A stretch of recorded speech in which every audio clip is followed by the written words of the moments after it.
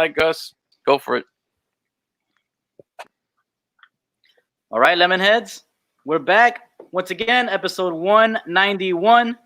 Thank you, everybody, for joining us. If you are already watching, thanks for joining us here. TD's raising the roof. We got FIU head coach Jeremy Ballard joining us today.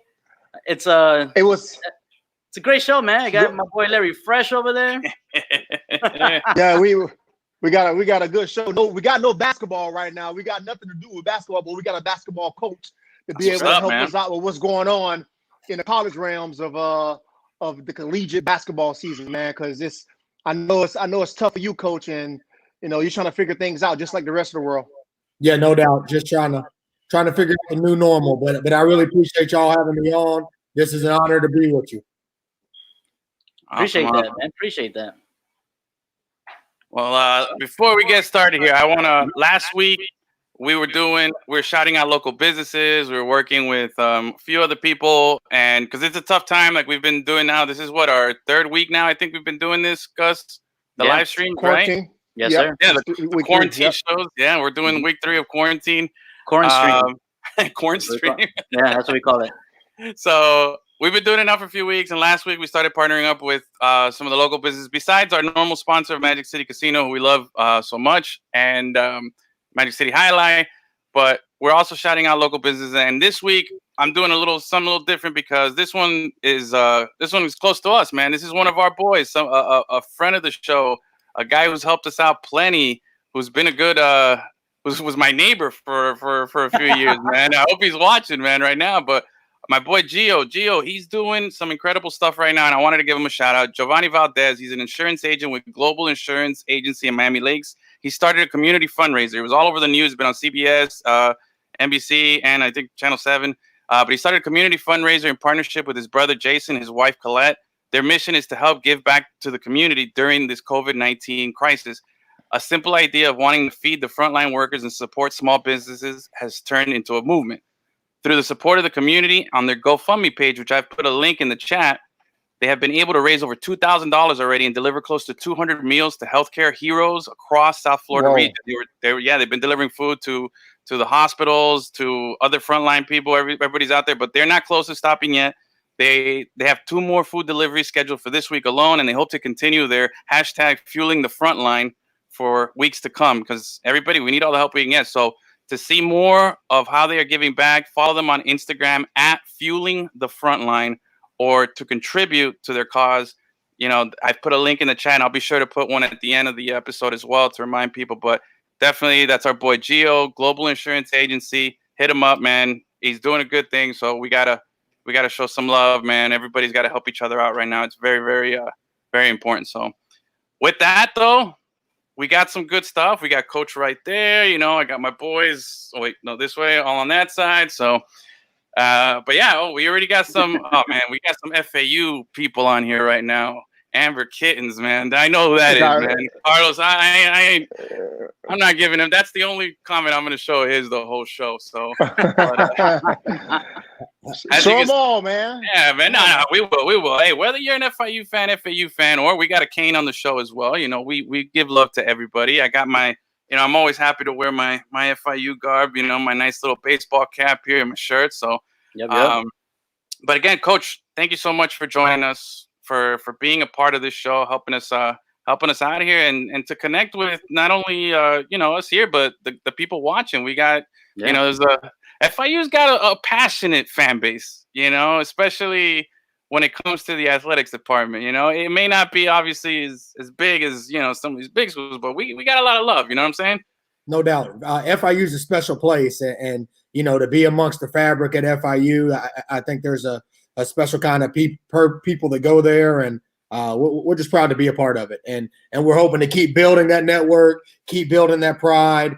I think great things have been happening across the spectrum athletically, and we're just trying to add to that. That's great, man. And I've always said, FIU, they need to build that foundation, in order, like, it's a young program, the athletics program. It's young. It's only a few decades old, compared to all these other big time schools that have been around for like a century or something. It's crazy. Yeah. So yeah. So what's it like for you, to be part of something that's still growing, and you're responsible for the greatest season in FIU basketball history. That happened under your watch. So what does it feel like to be part of something like that that's growing? Yeah, I mean, it's incredibly exciting. It's one of the reasons that I really wanted this job, and it's a job that I had my eye on for a long time, because I felt like special things could happen here. And what we're doing with our basketball program, we're really trying to mirror what's going on as a university. I mean, as a university, we're growing at breakneck speed by the day. And we're becoming with each day we're becoming more and more of a prominent university, and so we're trying to with each day become more and more of a prominent basketball program. And I was fortunate to hire an amazing coaching staff. I mean, those guys are the best staff in the country. They make up for all my shortcomings, which is a lot of them. So they got a lot of work to do. But they've done a great job, and we've been able to target FIU kids, kids that thrive in this environment and also want to be a part of what we're building here. So, Coach, I know you had goals this season going into 2019 or 2020, and what happened at the end of the season going into March, the coronavirus, obviously, and it put a damper on the end of your season. Now, the question is, what were your goals for 2019 and 2020 for FIU? Yeah, well, we want to keep making major strides as a program. In our first year last year, we had a 20-win season, which was a goal of ours. We had the best Conference USA record in school history. We had our first postseason win in school history. So we set a lot of firsts. We led the nation in a couple of categories, led the nation in steals, led the nation in turnover margin, led the nation in turnover forced. So we wanted to build on that, and we did in a lot of ways. We were on our way to having another 20-win season. We had 19 and counting when the season got canceled. We had our best finish in Conference USA history. So, we went a step further with our Conference USA success. But our ultimate goal, TD, like all these college basketball programs, is to be a part of March Madness. And we got exactly that last year and competing in the CIT and winning a game on the road. It was a great experience for our guys. But we were set out to get to March Madness. And, each day leading up to the conference tournament, we showed the guys a different version of one shining moment, just so they could get a feel for what March Madness is all about, what this time of year, what it truly means and what they're playing for. And I really felt that we were playing our best basketball. We played a great game against Rice, and we liked our draw. And we were excited about what we thought we could do the rest of that week. And then obviously COVID-19 hit, and we're still dealing with it. Well, if University of Central Florida can claim a national title, then I think FIU can claim a Conference USA title, right? At the very least, why not? Hey, if you want to do that, then yeah, I'll vouch for that. Yeah. I like where your head's at, Gus. That's right. All right. So now, let me ask, go ahead. While this whole pandemic is going on and there's the social distancing and the stay-at-home orders, how has that affected your job post-season? Right now, I guess you should be recruiting on the recruiting trail. How have you had to adjust? Well, the biggest adjustment is our guys aren't here, and we really flourish in our program in largest part due to our personal connection with our players. And our players are here. We can reach out and touch them. They come by the office. We spend time with them. So all of them being home, it's hard. We miss them every day. I miss those guys, and I'm glad they're safe and with their families. But that's the biggest difference, that they're not here with us. On the recruiting front, you can do everything remotely, just about. I mean, we do Zoom calls with recruits. We can send videos online. The video presentations. But the big difference is, these kids can't visit campus. So you have a lot of kids making decisions on schools that they're going to, and they're schools that they will have never have visited. So, that's a really tough break for the kids. I do feel that we're not at as big a disadvantage because we're in Miami. So, we don't have to do a whole lot of selling to people for them to know that Miami is a great place to live and a place you want to be. So that gives us a bit of an advantage, but it's still tough for everyone. Coach, I want to ask you, and we got some, again, UCF out of this. What did I get out of here? But Coach, I want to ask you, so when we're getting to the end of the season, so let's go back, end of February, and you see you guys have momentum, you guys are carrying it into, and you're thinking big picture, you're thinking March Madness conference tournament. Did the possibility of playing like games without any fans in there, like were you ever behind the net? Because that was something people were talking about before the cancellation, was maybe doing games in empty arenas. But as a fan, I feel that's kind of a little weird. I don't know how for you as a coach and how your players felt about that. Was that something that realistically was even a possibility for you guys? Yeah, that's what we thought we were going to do. We thought that we'd finish our tournament in front of an empty arena. And, Conference USA tournament, for those who are watching that don't know, we actually play at the Dallas Cowboys practice facility. So it's a really cool setup. It's this huge, facility that they place these two basketball courts in the middle of. So, we were all set to do that. And I'll tell you, you ask any player, any coach, I mean, they just want to line it up and play. And that's what it was all about. So, it didn't matter if there was, if the arena was at full capacity or if there was no one in there. Like, the passion was going to be there because it's March. No, everyone was playing to be a part of March Madness. And, I think everyone was coming to terms with, hey, this is probably how it's going to have to be. And then, it's crazy. The night that we beat Rice in the first round of the tournament is when the news came out with the Utah Jazz and Rudy Gobert. Mitchell, yeah. And then it started happening like that, and they started canceling tournaments. We were headed to a shoot-around for the game that day when we got the call that the conference tournament was canceled. And at that time, it's hard to go put yourself in that same mental space, being that we've been dealing with this for so long. But when this first happened, we were thinking that it might just be postponed. We're thinking, we might play the following week. They're just gonna postpone it a week or so.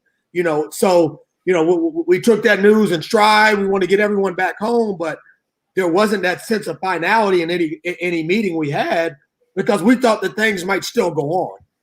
It wasn't until further in this, social distancing quarantine world that we're in now that obviously we realized, hey, our season's over, and that was crushing for everybody, but for the seniors in particular.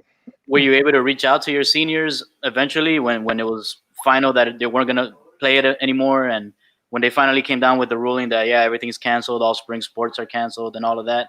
What did you, if you can share with us, what did you say to them? Yeah, how do you break that to them?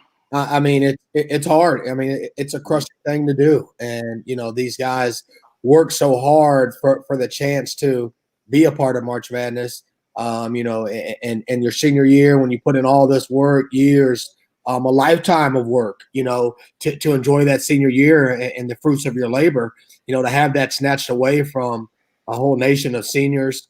I mean, it was devastating. Obviously, in light of life and death,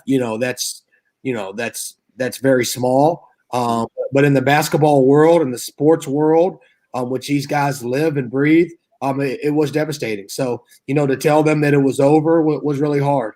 And I don't know that, the world's been so upside down. I don't know if it's still even fully settled in yet to those guys, but, that they were robbed of an opportunity. And I put myself – go ahead, Coach. I'm sorry. No, I'm sorry, TD. No, I was going to say I could put myself in that athlete mindset because when I played at the University of Miami and I had to transfer because they was taking my scholarship. And, it's not the same thing as being told your season is over, but you get a hard hit saying that something is taken away from you when you wasn't expecting it. Right. And the news to me was hard. I had to figure things out, but I had another opportunity to go play another school. And these kids that were told that, hey, the season is over, and we're still trying to figure out everything as this thing goes on. I know it's pretty difficult for you to break it down to those kids and put myself in their shoes. I know for a fact that they're taking it hard, and they're gonna have to get over this. It's gonna take a long time for them to get over this, but eventually they will. And hopefully the university can get back to them and help them remember how important they were before this thing happened. Right. And it just, it's an old coaching adage. Like, you can't take playing for granted. Play every game like it's your last, because you don't know if it is your last. And we literally just lived that. Like, the first round of a conference tournament game, we won. We played great. And like that, it was gone. So it was, and we talked, hey, play this game like it's your last game. And we did. And it literally was for some reason. Literally what happened. It's a great lesson moving forward, man. This thing can be taken from anybody. Let's see here. We got a couple comments on here from the feed right now. Miriam, it's not the same. We need to something. Yep. I think actually, can you do you guys have anything maybe lined up once this all goes down to like honor the students and the student athletes who missed out on this opportunity?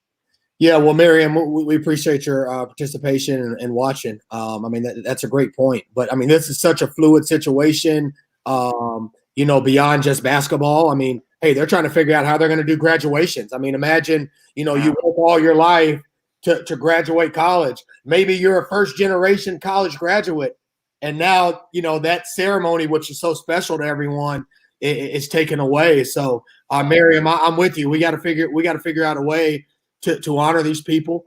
AJ Ricketts on our staff, who does an amazing job. He put together our own personal one shining moment that was really special. So that kind of honored the team and our seniors in particular. But yeah, we have to find a way once things settle down and we can have some sort of return to normalcy that we can honor them properly.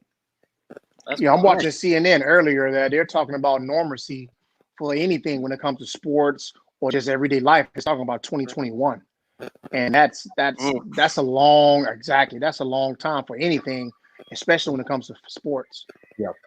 Oh yeah, I think there's going to be a lot of sports fans going crazy, just waiting for their beloved sports to come back, whichever sport that happens to be, But for athletes in particular, that's got to be even more of a crazy feeling, because hoopers want to hoop. You know what I mean? You guys want to get out there, and to have that taken away from you, like you said, that's got to be rough. Yeah, and no part. One of the beauties about basketball is you can go find a basketball game anywhere, and there hoopers everywhere. It doesn't matter if you do it organized. Doesn't matter what your age is. Like we're rocking that, So that ability to go down to the park and go down to the playground or to your local gym and go get a game. I mean, what basketball is the exact opposite of social distancing. So it's tough. Coach, I mean, you're talking about hooping, getting it taken away from you. Are you a virtual hooper? I mean, are you getting your fix in, playing some 2K or something like that? I mean, how do you deal? I told myself that I might buy me one of these new gaming systems. Yeah, guys live on them. And that was my next question.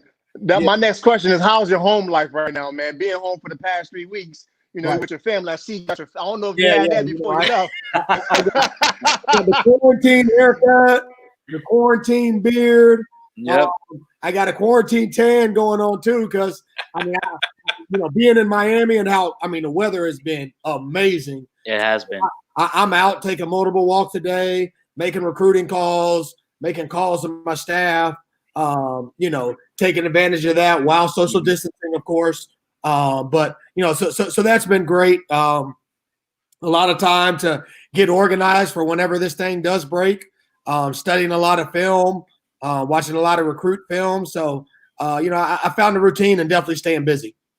How many Zoom calls are you doing? I mean, sorry, TD. I didn't mean to cut you off, but I know you mentioned that you're doing the recruiting thing over and over. Like, I feel like this that you're doing right now with us is like an all-day thing, I imagine.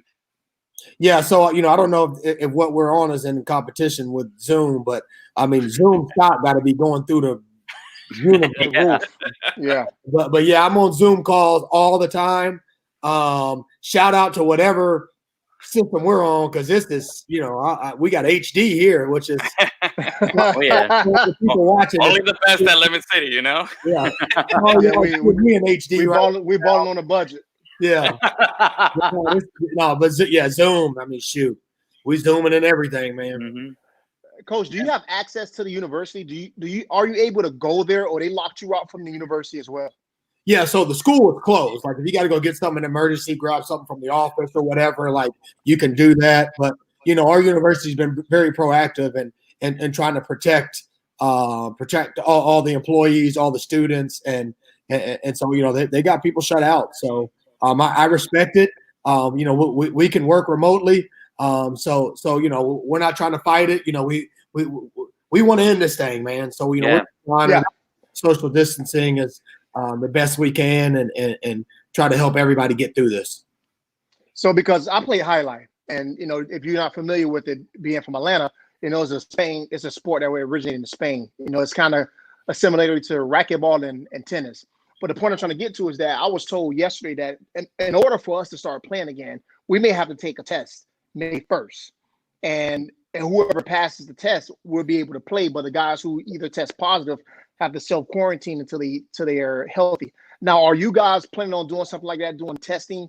University is setting something up like that so you guys can actually get together and start working on some basketball-related things? Yeah, I mean, we haven't even, we haven't gotten that far with conversations yet. Obviously, there's so much that our mayor's going to be in charge of, with his ordinances. Us being a state university, obviously, that's going to come down from the governor. So, and then the NCAA, and then you got NCAA having mandates. So there's a lot of stuff that's just beyond our control. That's way above my pay grade in terms of the decision making. So I'm not sure where we're going to fall with that, TD. Obviously not to dip too far into politics or the health sector, but there's not enough tests period out there. So, try to come up for tests for every sport, for every athlete, for every college, I just don't see how that's going to be feasible anytime soon. So it'll be interesting to see what happens. All right. Well, let's move past this whole Corona thing and let's start talking about, you, Jeremy Ballard, as a coach, right? I know I don't know if this person is your friend over here, Amir Mohammed. He says we used to play PlayStation back in college. Yeah, we did. All right. Yeah, PlayStation 2, so I'm probably telling them my but no, I don't know, Coach. How old are you, Coach? Because I'm 37 now. Yeah, I'll be 39, going on 39. Oh, so we ain't too far from each other there. Exactly. I'm 38. I'm there with you, Coach. I'm from the same era. So we're good. PlayStation 2, but no, shout out to Amir. We used to Muhammad. We used to have some battles. Football, March Madness. All we were on it, man. We'd have tournaments set up, and NCAA football was really the that was hard back then. Now you're talking Edwin's language there. He loves NCAA football. Oh, hey, real deal. There's people selling because they stopped making the football game in 2014. And there's people now because this quarantine thing and they got nothing to do. They're like the resale value. If you have NCAA, people are selling it for like hundreds of dollars, not for a game right now. It's ridiculous. I'm telling you. I still got the March Madness games that I was in, you got to keep that, Coach. You got to keep those. That's right. So you played at Colgate. Yep. Right, and then you became an assistant, like right out of college. Yeah, exactly. It's kind of atypical. I went up to. I was born and raised in Atlanta, East Atlanta. I went up to Colgate and played, and then the year after I graduated, my head coach actually offered me a job to coach. So, for 2 years, I coached 2 years of guys that I actually played with. So it was a unique deal. Yeah, I had players that were older than me. So I got, so I was able to start off as a, full-time assistant. I jumped right into the fire. I was there for 3 years. I went from there to the University of Tulsa, which at that time, University of Tulsa was in Conference USA. It was a different iteration of Conference USA, but I was there for 5 years. I went from there to VCU. And then from there, I kind of jumped around a little bit. I was there at VCU for 3 years. Then I went to Illinois State for a year. I went to Pitt for a year, University of Pittsburgh, back to VCU, and then here at FIU. So let's talk about your time at VCU, coaching under Shaka Smart, because VCU, they caught some shine right, for a little bit under Shaka Smart. So what was that whole experience like? Yeah, it was phenomenal. I mean, obviously, Coach Smart, went to a Final Four, went to 6 straight NCAA tournaments, I believe, while he was there at VCU. He took a job that had been a great job. Coach Anthony Grant did a phenomenal job there. Jeff Capel did a great job there. And Coach Smart even took it to another level. He took the program from the CAA to the A10, didn't miss a beat. So it was a special time. VCU's a special place. They sell out every game. They literally, I think they got like 115 straight sellouts. There's no pro sport team there. There's no football team there. So it is the deal there. So that was awesome, to work under Coach Smart, to work with Mike Rhodes, who's now the head coach at VCU, Will Wade, who's the head coach at LSU, Mike Morrell, who's a head coach at UNC Asheville. All these guys are now head coaches and having success. And then everyone that's on my staff that we brought in worked at VCU at one time or another as well. And I worked with them. So that's a nice coaching tree you got there. Yeah, it's a brothership, sounds like. We're fortunate to be a part of it. And a lot of the things we do are based off of things that we did when we were at VCU. Yeah. Nice. So which like you said, you've bounced around for a few different places. Which program do you feel like has helped most mold your coaching style or your way of going about coaching? Yeah, well, this is not a political answer, but I literally I was fortunate to work for great people at every stop that I was at. And it was a lot of them, and very good coaches as well. So I've taken things from every program that I was at. But I would say that my time at VCU has been, had the most profound impact on what we do.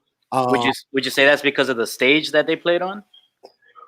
Well, just the mentality. So we've come here, and VCU. We had a style of play Coach Smart created called Havoc, and it really he took the country by storm. And that was in your face, full court pressure, trapping, getting after people on defense, attacking you on offense, and going after. It didn't matter who was in front of you. We weren't scared of anybody, and so we brought that here to FIU, and we brought that mentality. And last year we played at the fastest tempo in the country in our first year, led the nation in steals, led the nation in turnovers forced, led the nation in turnover margin. One of the highest points per game in the country. So, we brought that mentality here with our own flair and our own twist, but the mentality that was born from what we did at our VCU days. And I got to tell you, it's fun to watch, being there at most FIU games, covering those games. I mean, there's a few times you guys flirted with putting up a little Benjamin and putting up 100 points there, man. That's crazy for a college game. You rarely see that. Right. So we want to play a style that's pleasing and entertaining to fans, but we also feel that it gives us the best chance to win because, like you said, not many teams play like this. So we want to be unique. We're not trying to be like everyone else. I know myself. I don't sit here and think that I can outcoach all these coaches doing what they do. We're going to do what we do, and we're going to make people try to adjust to us. We've had some success doing that so far. So Coach, how do you go? I'm sorry, Edwin. What kind of player do you recruit for your style? What do you look for mostly? Yeah, competitive, aggressive, not scared of the moment, team guys, toughness. Those are all the intangible things we're looking for, and skill, speed, athleticism. Those are the tangible things that we really value as well. Coach, I got a question. And thank you guys, everybody who's on the chat that's been asking questions. We're going to try to get through as many of them as possible. We really appreciate it. Just keep them coming, man. And Coach, again, thanks for your time. Let me ask you. So you went right in from your playing days in college right into coaching. That's not everybody can do that. You got to be any type of coach at any level, assistant, bench, head coach, or anything like that. There's a certain moxie that you got to have. Not everybody has it. You have to be a teacher. You have to be someone that can get through to people. When did you know that was something that was for you? Had you been thinking about that while you were still playing? Was that something that you were like, yo, Like, I mean, did you grow up thinking maybe one day I'm going to be a coach, or was your dream like, oh, one day I'm going to try to make it to the NBA? Like, when, how did that happen? Yeah, I mean, great question. Yeah, and I know my route has kind of been atypical in some ways, but I can tell you I was extremely typical in that I thought I was going to play in the NBA all the way up until the NBA draft in my senior year when they were never going to call my name. That was always my hope. I know that feeling. Somehow I was going to break through and, somebody see the beauty in my game. So, no, I love to play. Like I was super competitive. But I played point guard. I was a team captain. So, when you're kind of the quarterback on the court, when you're a team captain, you take on a kind of a player coach role. And I think as I got older, I was like, well, yeah, I want to stay in basketball. Whenever my playing career is over, like I want to keep playing. And in a lot of ways, I wanted to try to go overseas to play. In large because I could still play and I was in good shape and all that, but in large part, I thought it would help me get a good coaching job to say that I was a pro player. Mm-hmm. So when my college offer gave me that opportunity, I jumped at it because I knew that I would get into coaching eventually. So I was fortunate to get an early start with it. Nice. Were there any opportunities to play overseas? Was that a thing for you? Yeah. So I actually I went down to it was called InfoSport. It was like a big combine down in the Central Florida area, Almonte Springs.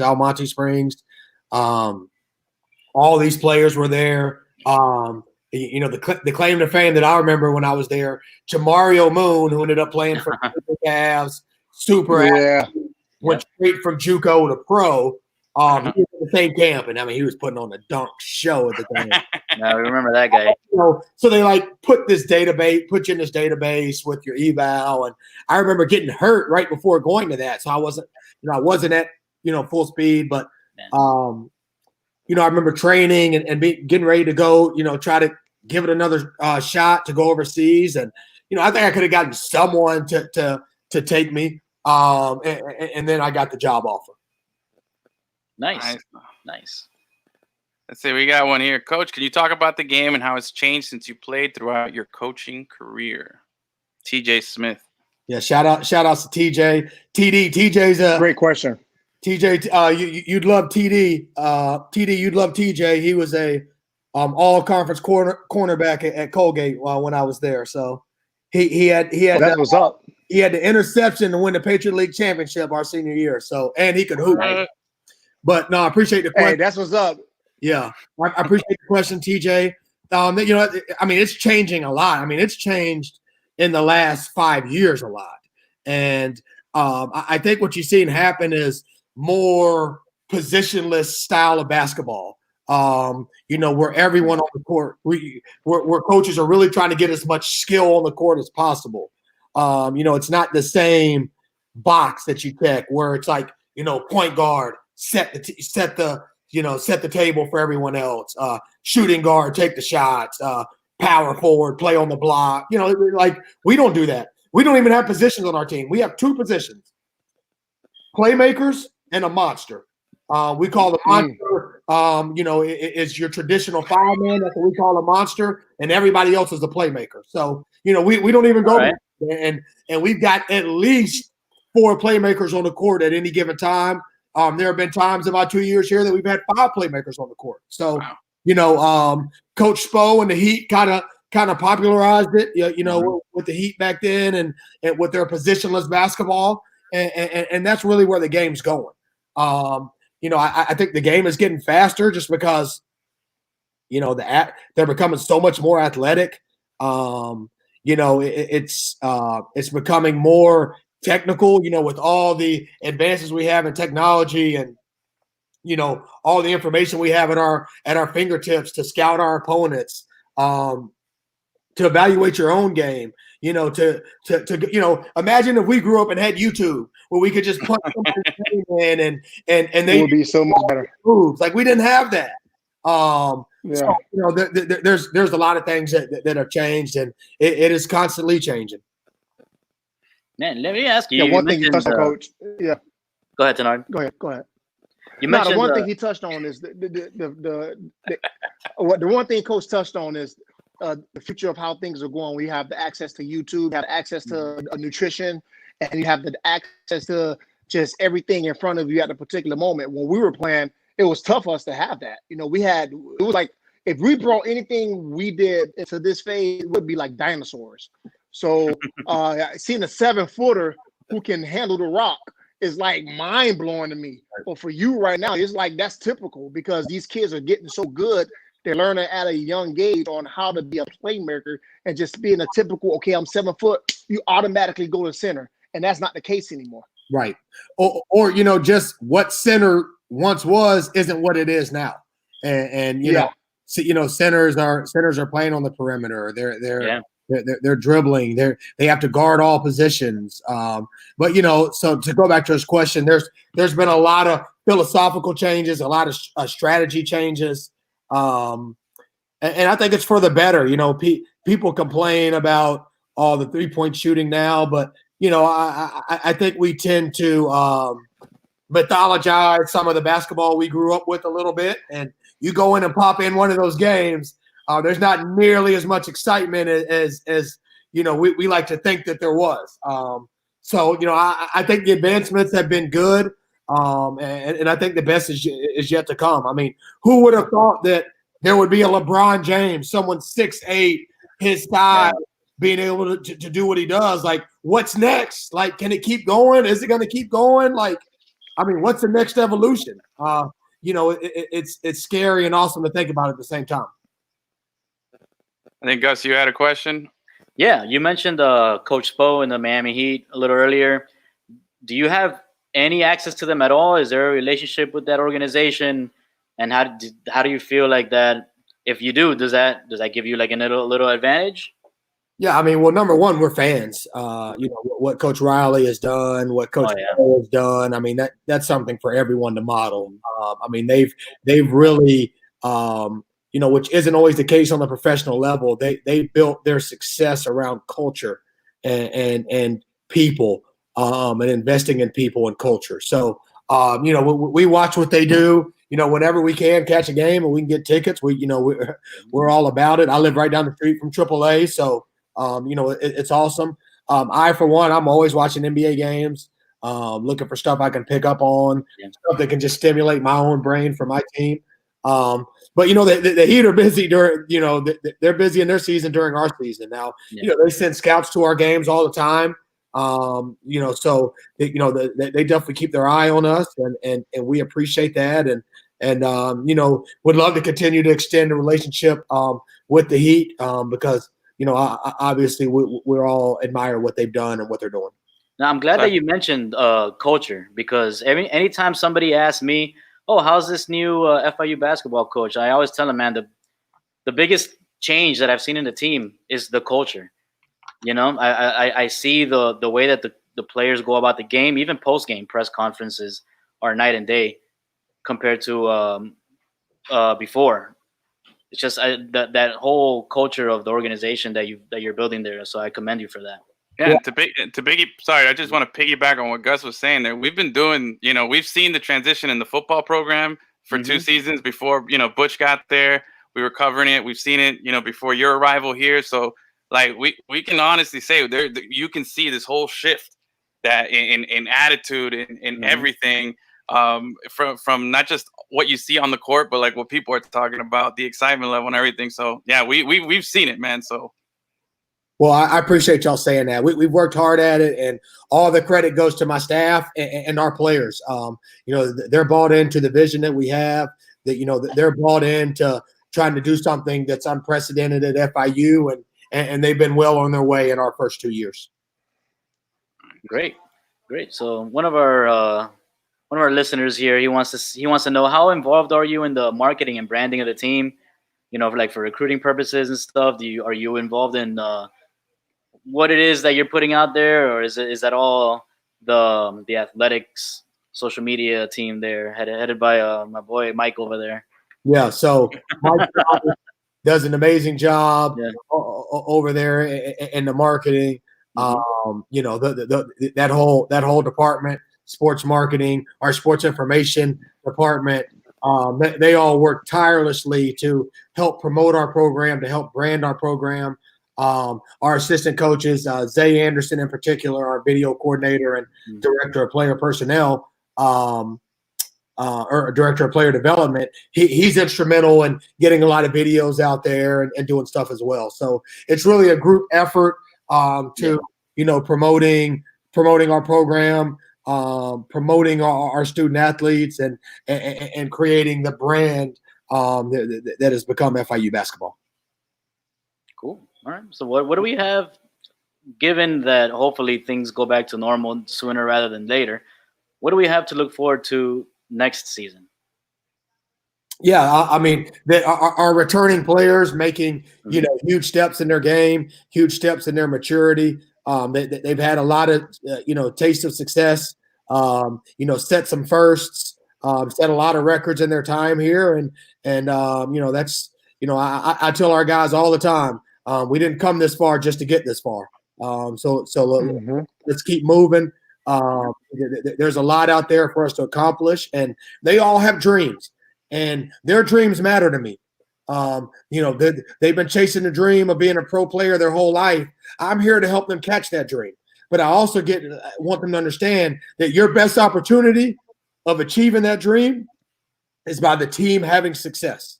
So the more success the team has, the more success that will be bestowed upon individuals. So, we're excited about the future. I'm hoping that future comes sooner rather than later, but everyone is.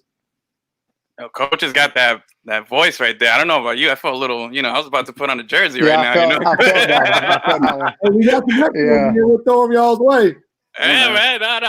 Hey, well, Coach, again, I want to thank you again for joining us and being a part of this. But before we let you go, I want to do a little get to know you for the people watching, that maybe know a little bit more about Coach on a personal side here. We had some questions that people were asking on Instagram that we took in. So I know Miriam wanted to know: are you a Backstreet Boys or NSYNC? I don't know. That's what they want to know. They wanted to know. Miriam, you've been coming with some questions. I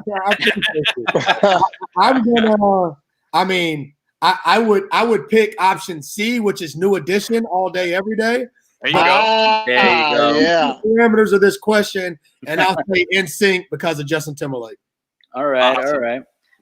So now, you're all right. So I'm gonna assume that you're into hip hop like the rest of us over here. Did you catch the DJ Premier versus the RZA stream the other day?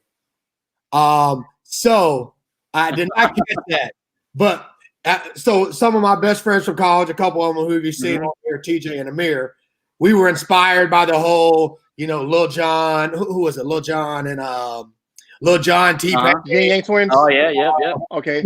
Swiss Beats and was it Swiss Beats and Timberland? Yep. So we were like, man, we need to have our own. So we had a big thing about who was better, 90s R&B or 2000s R&B. So we had 12 people on there, and we're playing music, going back and forth. But I did not. One of my boys was just telling me that was a dope battle with Primo and RZA. Who'd you go with there, RZA or Primo? I'm gonna have to go with Primo, man, just because the way that he scratches a record is just impeccable. Yeah, man. No doubt. Yeah. Man, I thought Coach was about to tell us that he has a mixtape out there or something coming out. I thought that's Hey, I won't be surprised. I will say that there might or might not be some freestyle cipher floating around the internet. Hey, Coach, you ever want to put something together? Holla at your boy, man. Ladies all the way, let them know, Twan. Coach has got his own SoundCloud page under an alias where he's just popping out mixtapes and stuff. I love it. Coach, now, okay, so you said obviously you're a basketball fan. I know you got your relationship with the Miami Heat, but NBA wise, what's your team? You grew up a Hawks fan, or you got a different allegiance, or what? Yeah, so I grew up rooting for all the hometown teams. So I definitely, I rooted for the Hawks, but I was a Jordan fan like everybody else. So yeah, I wanted the Hawks to win, but I was always pulling for MJ. I still pull for the Hawks now. I pull for the Heat because I'm here. I'm Team Heat. But I'm a big LeBron fan, so man, I probably watched almost every Lakers game, or part of almost every Lakers game this year. So I would say those are the three teams that I probably keep up with the most. So let me ask you about the Hawks real quick, because we saw Vince Carter might have played his last game as an Atlanta Hawk, right? And in his career, can you talk about what does that mean for a player like Vince Carter to like just have that? And he didn't know he was going to play his last game until they announced it that day. You know what I mean? Well, Gus, I can tell you what it means for me. It means for me that I'm old. Yeah, I was about to say, man. I'm like, you played when we were in high school, man. We played in 4 decades. You feel old. Yeah. But no, I mean, storied career, great career, legendary dunker. Someone that kind of really transformed his game late in his career. Yeah. Kind of became a 3-point shooter, and I think a great teammate and leader to younger players. So. I know Atlanta fans really embraced him and loved him, and so we'll be sad to see him go, but we're really excited to see what Trey Young's going to do in the future and who we can add to help Trey out. You mentioned Trey Young. Is that because I was going to ask you who do you like watching play right now of the young guys? And obviously, we all enjoy watching LeBron. We love watching the big guys, but who's like the up and coming guy that you're like, man, this kid's got game? I mean, because everybody. I was going to mention Trey Young, but I love watching Luka Doncic. That guy, I don't understand how that's even possible at his age, his size, and everything. Yeah. But who's somebody like that you like watching? Yeah, I mean, Luka's a beast. I mean, he's almost a triple-double every night. What Trey Young is doing is amazing. He's averaging almost 30 and 10 this year. Ja Morant with the Grizzlies, super exciting. In that Russ Westbrook mold. And I'm a big Russ fan, so seeing another guy that come around that's kind of like that is exciting. I would say you kind of hit on 3 of the most exciting ones. Luka, Ice Trey, and Ja Morant, I think, are some of the most exciting players in the game right now. And, of course, Zion, obviously. I think this one was for you there, Lights Project Panther. You're wrong for that, TJ. And they reminded me, I mean, where I'd be crazy if I didn't say Zion Williamson, obviously. I mean, of course. So to watch him and, like we talked about earlier, what's next, like Zion is what's next. Oh, yeah. Somebody 6'9" and 280 pounds jumping through the roof and with skill. I mean, it's crazy. Yeah, I mean, he missed like half the season, and then he comes back, plays a couple of games, and they're throwing him to the Rookie of the Year conversation. Crazy. Because he has an amazing couple of games, you know what I mean? He's special. Yeah. Oh, I mean, the guy broke out of his shoe. Like, that, to me, is still one of the most underrated, like, things that they don't talk about enough. I mean, the guy cuts, and he broke out of his shoe, man. Like, come on, man. He's a beast. And when he squeezed that basketball, and you see him, like, actually, like, pressing down on a come on, man. That dude's insane, man. But hopefully he stays healthy, man. I'd love to keep watching it, but. No doubt. No doubt. Yeah. All right, Coach. Well, hey, thanks for joining us. We are looking forward to what you have in store for the future of FIU basketball. Everybody listening, thank you for joining us. Episode 191. Thank you to Magic City Casino for sponsoring us like always. Thank you to Nard. Thank you to Gio and what he's doing with his fuel. Oh, man. I forgot the name. My bad, dude. Hold on. I'm not doing a good job here. I'm sorry. Fueling the Frontline. At Fueling the Frontline. Check it out on Instagram. Go show them some love. And remember, if you're out there, guys, we're all suffering. We're all in quarantine. If there's a way you can help out your neighbor, help out your friend, if you can help out somebody you don't even know, if you can do some groceries, think about everybody else, man. Take care of each other. And thank you again for listening. Thank you for watching. Thank you, everybody, Miriam says thank you for answering her silly question there. Let's thanks for having it. Tyrone, thank you for watching. Appreciate it. Tyrone. Shout out to the commission. Thank you. My brothers. Thank y'all for having me on. This was big time. I'd love to be on anytime y'all will have me. Appreciate it, Coach. We can get Miriam on here. Miriam would be a great podcast. Oh, yeah. Max and I go back to middle school, so we go back way back. So, yeah. But, hey, again, Coach, thank you so much. Thank you guys for watching. Remember, like, share, subscribe, share with your friends, share with your family. Get this out there, man. Thank you, Coach. Thank you, TD. Gus, pleasure. Everybody. All right, Coach. You. Good night. Stay healthy. Stay in shape. Appreciate y'all.